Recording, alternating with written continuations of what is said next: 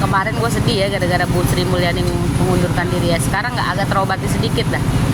Rupanya ya, Menteri Keuangan kita tuh kocak juga ya, petang-tang petenteng berani juga. Emang ngadepin parlemen tuh harusnya begitu, harusnya sombong sedikit ya. Digas kita gas balik, jangan kayak Bu Sri ya. Bu Sri terlalu lembut mungkin ya, terlalu udah nggak enakan mungkin perempuan. Kalau model begitu tuh setuju gue itu. Ayo Besti, kita kawal Besti ya, kita kawal. Apalagi nih kita duetin sama Bu Sri Mulyani deh. Kayaknya kalau diduetin antara Pak Purbaya sama Sri Mulyani bagus tuh ya. Walaupun banyak tumpang tindihnya, tapi kita duetin aja dah. Kayaknya itu kubu sebelah kayak ya itu taman kanak-kanak kata Gus Dur mah itu kelimpungan nanti gitu.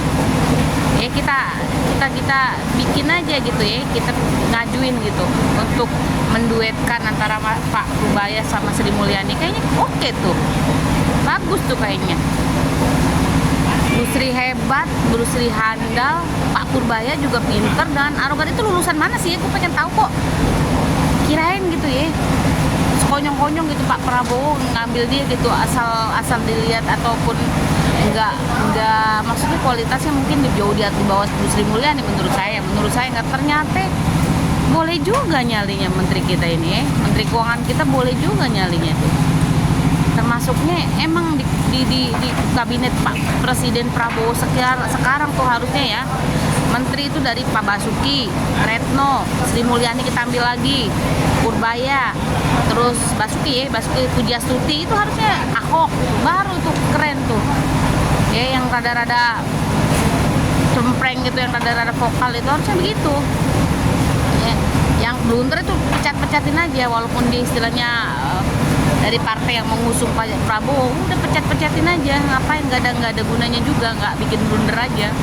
Harusnya menteri-menteri yang seperti itu di tatanan kabinet Pak Prabowo itu.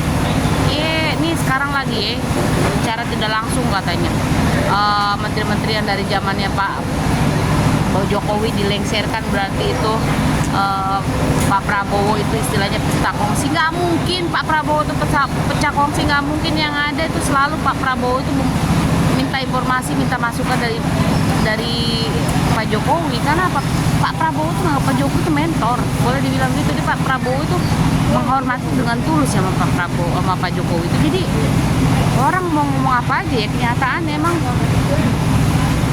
Lu bayangin aja deh, Pak Prabowo kan sering sungkem ke sono. Emang kalau katakanlah sungkem itu sekedar cuma pengen makan bubur ayam, cuma pengen makan bakso, ya nggak mungkin lah. Pasti kan dia ngobrolin masalah politik, masalah negara, masalah tetek mengek, masalah luar negeri segala macam yang 10 tahun sudah dipegang Pak Jokowi, Besti. Kadang orang-orang itu ngadi-ngadi ya, baru Pak Prabowo muji-muji, istilahnya muji-muji Mas Ahaye. Jangan-jangan kata Mas Ahaye lebih pantas sekarang jadi presiden, dikata Mas Gibran itu sedih. Kagak, Mas Gibran itu pamornya lebih mentereng daripada Ahaye menurut saya ya. Dari secara fisik emang kerenan Mas Ahaye dari fisik wajar, tentara Kalau Mas Gibran nggak perlu dipamerin, itu orang udah yakin, udah lihat deh kalau dia antara Pak Jokowi sama Mas Gibran, masanya segitu banyaknya, segitu mengaguminya pendukung Mas Gibran itu sama kayak pendukung Pak Jokowi, Besti. Jadi nggak usah takut, nggak usah orang ngomong macam-macam, kita percaya aja Pak Prabowo itu sayang sama Mas Gibran, Besti. Nggak usah dengerin orang ngomong apa aja nggak usah denger macam-macam, kita dukung aja deh Pak Prabowo sekarang